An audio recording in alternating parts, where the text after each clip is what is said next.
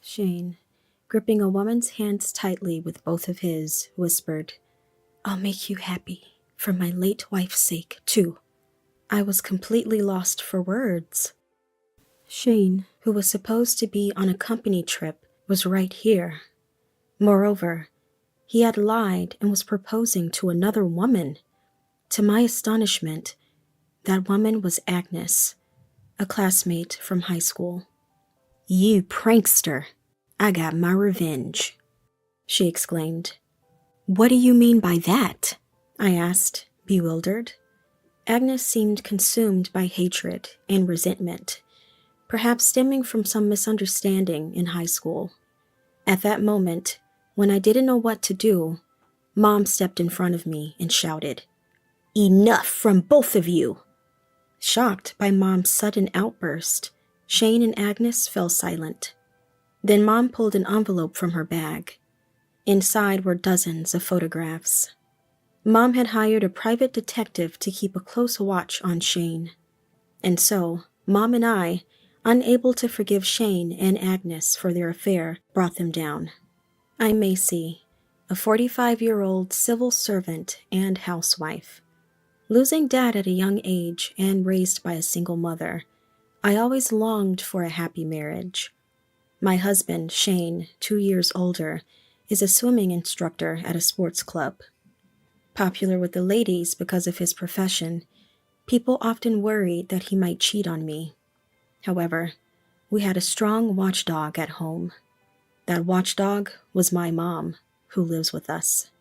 Turning 70 this year, Mom was a swimming instructor at the same workplace as Shane until 5 years ago. In fact, she was Shane's boss. I met Shane when I was in college, delivering something Mom forgot at work. It was love at first sight for me, and Shane seemed quite interested when I made the first move. We started dating and got engaged when I graduated. "Because of my job, I have irregular hours, so I want to settle down rather than be in a relationship," was his proposal. However, Mom didn't seem too happy about our marriage. So, we didn't have a wedding ceremony. I always wondered why Mom couldn't be happy for my happiness.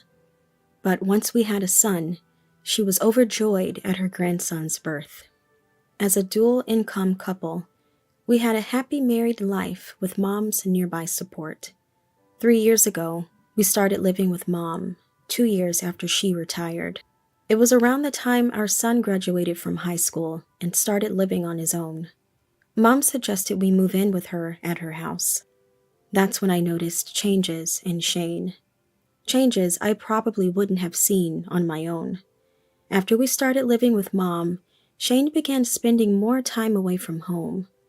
Perhaps he felt awkward around Mom, his former boss. Mom, who had lived independently and freely until then, suddenly wanted to live together, which honestly surprised me. There might be a deeper reason behind it. Mom continued visiting Shane's workplace as a member, even after retiring. I worried this might make Shane feel pressured both personally and professionally. "Mom, wouldn't it be better to go to a different sports facility for exercise?" I suggested gently. Mom, avoiding eye contact, replied, "No, I get a family discount there, and I know a lot of the members. It's always fun when I go." Mom's evasive manner made me feel like she was hiding something. "Mom, what's wrong? You've seemed off lately." "It's nothing. More importantly, Macy, have you been talking properly with Shane lately?" Her question made me think. Indeed, I realized that recently. Shane and I hadn't been talking much. Was Mom's distant behavior due to her concern about this? "Mom, were you worried about us? I'm sorry for making you worry, but it's okay." I reassured Mom, not wanting her to worry unnecessarily. Then, a few nights later, after taking a bath, I was heading to the bedroom when I heard voices in the living room. It was Mom and Shane talking. I was about to join them, but sensed a tense atmosphere and decided to listen from the door. Mom was asking Shane something in a hushed tone, inaudible to anyone else. "Are you really not involved with that woman?" Who was she referring to? Shane replied in an annoyed tone. Nothing's going on. Geez, mother-in-law, you're so suspicious. Really? I trust you. But remember, if you make Macy cry, I won't let it go. I sensed something from Mom's words. Maybe Shane was having an affair. That might explain why Mom had been acting like she was hiding something. Annoyed, Shane retorted, Enough already. There's nothing between her and me. Shh, keep your voice down. What if Macy hears? I felt like I had overheard something I shouldn't have. Quietly, I left without them noticing. The existence of her, mentioned by Shane, troubled me. I couldn't get it out of my head and suffered through days of agony. But life went on as if nothing happened. Or rather, I pretended I hadn't heard anything. At work, I often found myself lost in thought. My colleagues, noticing my lack of energy, expressed their concern. Even when asked, I couldn't confirm Shane's infidelity. So all I could say was, Sorry, I've been distracted. Several more months passed. Every year in June, the sports club where Shane works closes for 4 days for cleaning by contractors. During this closure, the staff go on a 2-night, 3-day company trip. Shane was unusually cheerful while preparing for this trip. Shane, you seem really excited. Are you looking forward to this trip so much? I asked. He jumped a little, startled. What? You surprised me, suddenly talking like that. Sorry about that. I hadn't spoken to him suddenly enough to warrant such a reaction. Perhaps our reduced conversations or timing issues were to blame. I didn't think too much about Shane's response. On the day of the trip, after Shane left early in the morning, Mom spoke to me. The company trip coincides with the weekend this year, Macy. Since your husband is away, why don't we, mother and daughter, enjoy ourselves for a change? That sounds good. Let's do that. Then Mom opened a flyer. It was for a fancy restaurant nearby. Actually, I've made a reservation for 2 for tomorrow night. Let's treat ourselves to a little luxury. I was surprised Mom had prepared all this. It was a restaurant I'd always wanted to try, so I was looking forward to it. But when the day came, I was about to witness an unbelievable scene. As we entered the restaurant, a waiter led us to our table. There was a secluded window table, partitioned off. There, in a familiar suit, was a man I recognized. It was Shane. Why was he here when he was supposed to be on a company trip far away? He hadn't noticed Mom and me yet. As I was about to call out to him, Mom firmly grabbed my arm and held me back. Looking closely, Shane was with someone, partially hidden by the partition and hard to see, but it seemed to be a woman. Shane was staring intently at her. Then he said something unbelievable. It's been 5 years since I lost my wife. Have you had a hard time? Are you starting to think about your own happiness now? The woman's voice could be heard. But whose wife had died? Yeah. So, would you consider marrying me? Shane asked. Me? Really? With your popularity, I thought you could have someone younger. No, you're the only one for me. Marry me. Shane proposed to her. Why? When he has a wife and me? The woman, overwhelmed with happiness, was audibly crying. If you're okay with me, I'd be delighted. Then Shane tightly gripped the woman's hands with both of his and whispered, I'll make you happy, for my late wife's sake. I was utterly confused. Looking at Mom, I saw her frowning deeply, glaring at Shane. I can't believe this, she muttered. It seemed Mom knew Shane would be here. The woman must be the one Mom had been questioning Shane about. Usually calm, Mom now wore an expression of fury I had never seen before. Then she suddenly stood up and approached Shane's table. What was she planning to do? I watched her actions anxiously.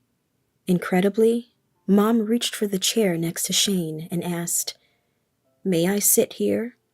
Shane, seeing Mom, recoiled in his chair. Linda! I almost burst out laughing at Shane's panic. He looked shocked, as if thinking, why is she here? Mom then turned to the woman with Shane. "You're the one who joined the sports club for a short while about 3 years ago, right?" "So what if I did?" the woman retorted. I quietly approached from behind Mom and was shocked when I saw the woman's face. Agnes?" It was Agnes, a classmate from high school. We weren't close, but Agnes would come to me when it suited her, like when she wanted mediation with a boy I was friends with. She was always a fair-weather friend. Shane turned at my voice, looking even more startled. Macy too? Why are you here?" "Why not? You're supposed to be on a company trip today, so why are you here?" I challenged.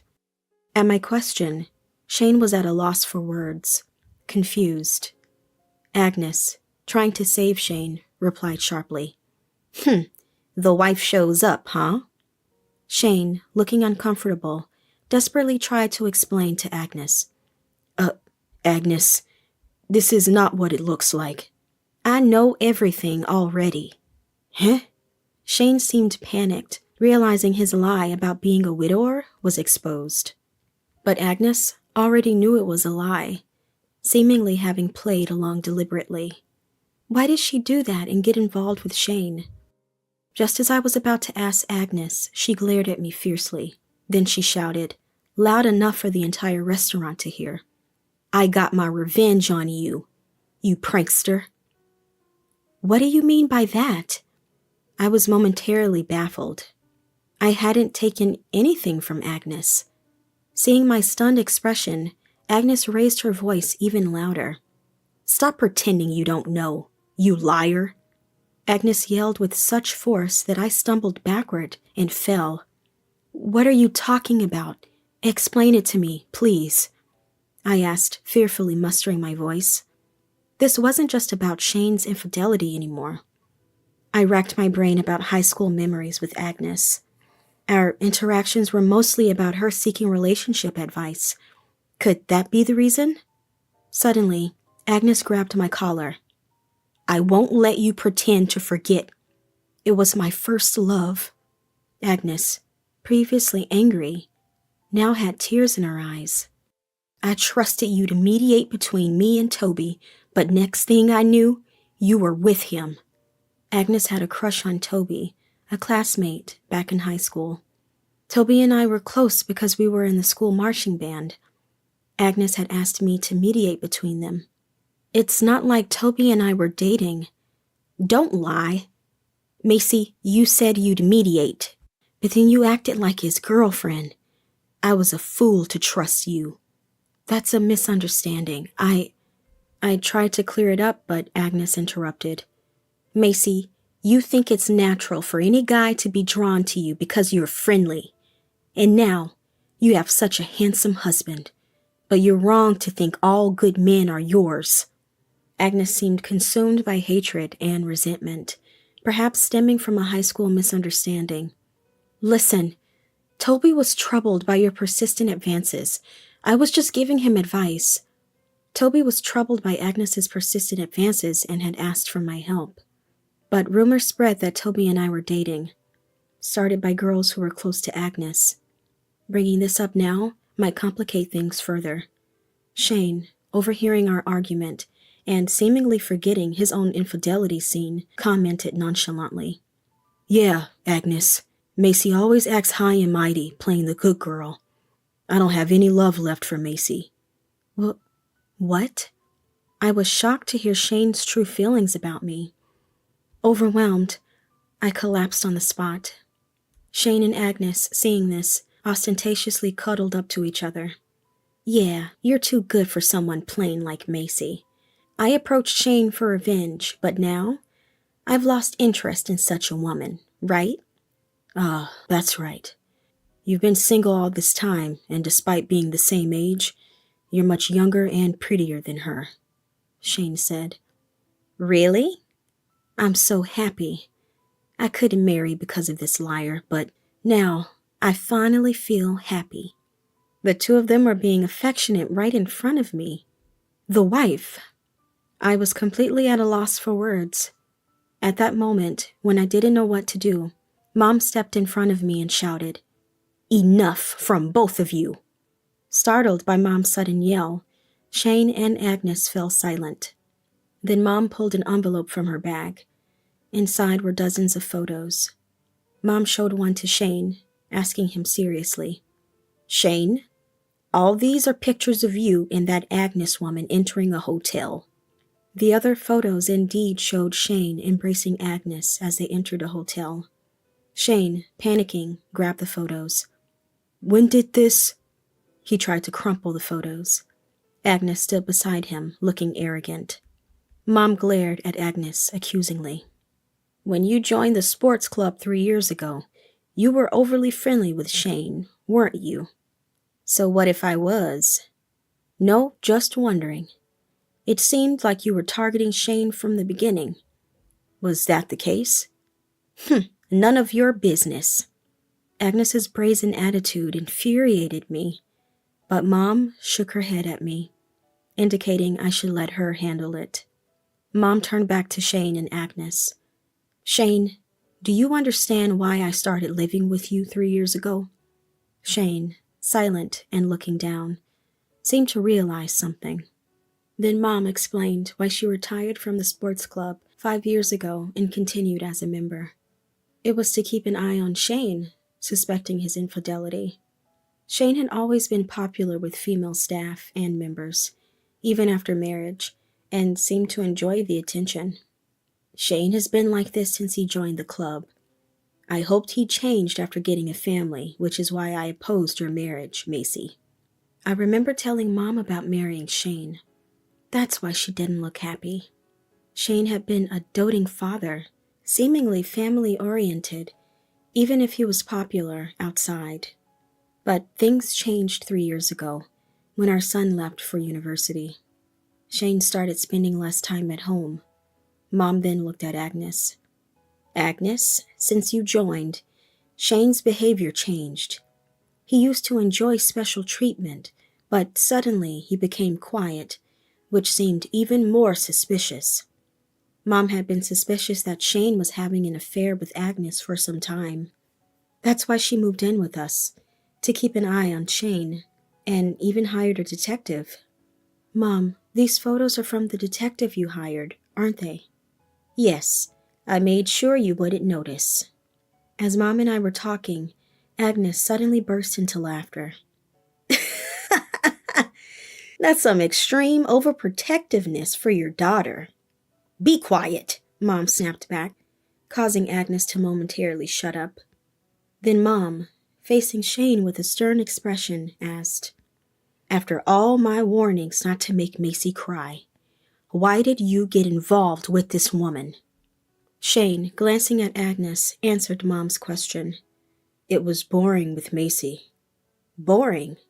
"Yes. I was never confident about supporting a family. You know the pay in this industry is low, right? So I thought marrying Macy, a public servant, would ease our living conditions." "How is that relevant?" "We just don't get along. Maybe it was a mistake to choose a woman based on conditions alone." Hearing Shane, I felt nauseous. He married me just because I had a stable job? While I was reeling from shock, Agnes twisted the knife. "That's right. Macy has always been just a boring, serious person. No wonder Shane got bored."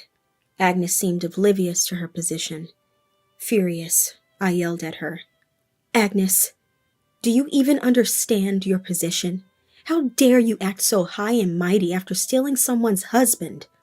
"Yes, we'll demand compensation from you for the affair, Agnes." "Yikes!" Agnes shuddered at the mention of compensation for the affair. It's a just consequence for her actions as the other party in an affair. "Agnes, you may have thought this was revenge against me, but legally, I have the right to claim compensation for the affair. Agnes probably hadn't thought things through. However, she couldn't escape the consequences of her actions. I told him I was considering divorce and would demand compensation from both Shane and Agnes. Shane, seemingly coming to his senses, asked, Wait a minute. What about my life if I divorce Macy? Obviously, you'll have to leave. Oh, I'll break up with Agnes. Please overlook this just once. I beg you. Saying this, Shane bowed deeply. Agnes looked at him with a surprised expression, seemingly in panic. Wait, what are you saying? What about me? I was planning to leave Macy for you. I even quit my job for this. What? You thought we'd live off my earnings alone? That's impossible. Shane and Agnes, who had been so close moments ago, were now arguing fiercely. It's astonishing how money can sway people's hearts. Put your quarrel aside for now.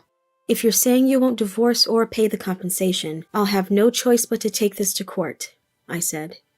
At my words, Agnes's face turned pale, and she hurriedly fled the scene. Hey, wait! Shane tried to follow but was stopped by the waiter, reminding him that he hadn't paid yet.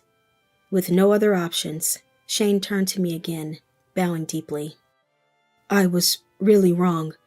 You're the only one for me. I swear, I'll never cheat again. Please don't leave me. Shane, on the verge of tears, begged pitifully. The confident, handsome Shane was gone, leaving only despair in me. Why did I ever marry such a man? Refusing to forgive Shane, I filed for divorce. The divorce was finalized, but Shane said he could only pay the compensation in small monthly installments. Shane had a low income and lived a flashy life. Knowing his low income and lavish lifestyle, I wasn't surprised he had no savings.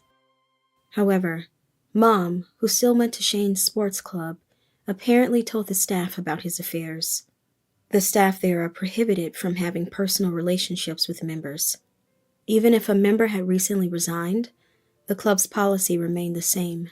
Even former members' details stay in the records for 5 years. Mom seemed to have spread the word about Shane's affairs among the other members. It turned out Shane wasn't only involved with Agnes, but had affairs with several younger female members. It was a classic case of walls have ears. In a job dealing with many customers, bad deeds don't go unnoticed. Shane, caught for his numerous affairs, was fired. He then contacted me, asking to wait for the divorce compensation payments. But showing sympathy would mean my defeat. Mom and I went to Shane's apartment and demanded that he pay the full amount immediately, even if it meant borrowing money. If he couldn't pay, I threatened to take him to court again. Shane retorted as if fighting back. It's not my fault I lost my job. Macy's mom snitched on me. He blamed Mom for his own infidelity in firing, showing no remorse. But Mom seemed prepared for this reaction. I knew you'd say that, but the staff already knew about your affairs. They have been discussing firing you for a while now. What? Staff meetings? I never heard anything about that. Of course, they discussed it while you weren't there. I only revealed your affair when asked by the staff. It's only because they cared for me, your family, that you weren't fired sooner. Now that we're divorced, there's no need for them to hold back. Shane was stunned, realizing he couldn't blame anyone else. I'm sorry. I'll pay the divorce compensation right away. Shane paid the full amount after borrowing money. Now, his life would be difficult, but that was no longer my concern. My son, in his final year of university with a job lined up, didn't need his father anymore. When I told my son about the divorce, he too was appalled by Shane. Shane ended up alone, abandoned even by his son. But there was still the issue of Agnes. She had fled, and I needed to claim compensation for the affair. Shane didn't know her contact details. She likely changed her phone number. However, I had another way to contact Agnes.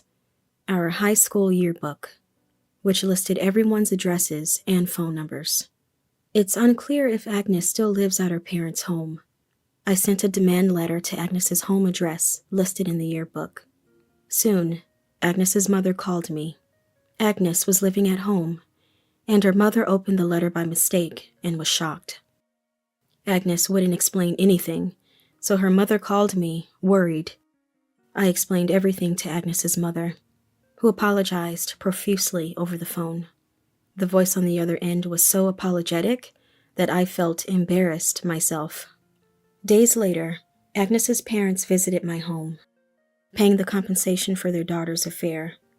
They apologized deeply, but Agnes herself was absent. "We're terribly sorry for our daughter's actions. We told her to come, but she refused. We apologize," they said, bowing politely. Agnes called us overprotective, yet she put such a burden on her parents without showing her face. Agnes seems overly sheltered herself. Yet, her parents promised to make her repay the compensation.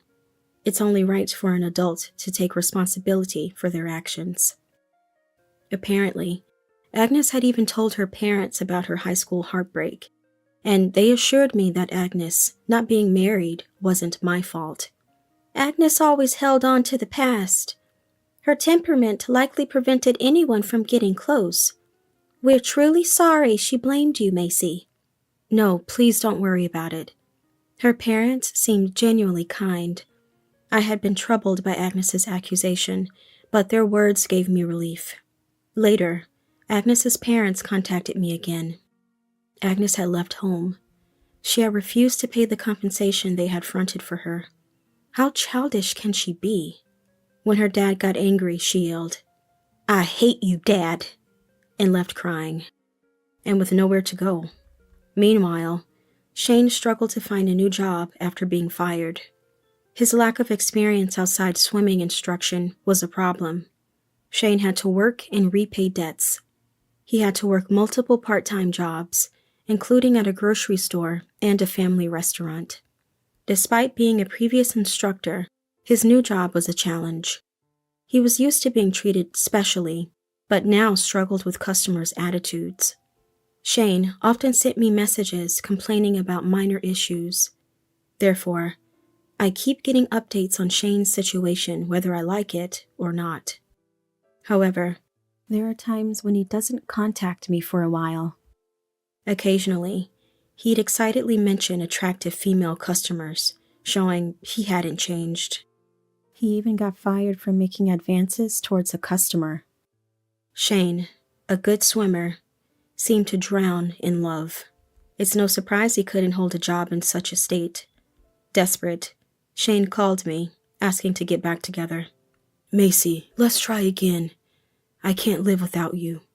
Exhausted by his behavior, I blocked all his contacts. Then Agnes's parents reached out again.